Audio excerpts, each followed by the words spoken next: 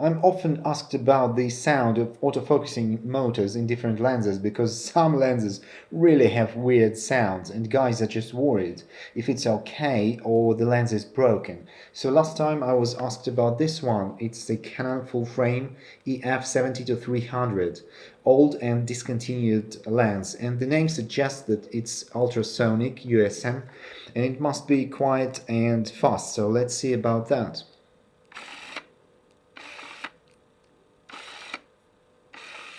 This kind of noise is normal for this lens, so it's totally okay. But more than that, it actually has quite noisy image stabilizer.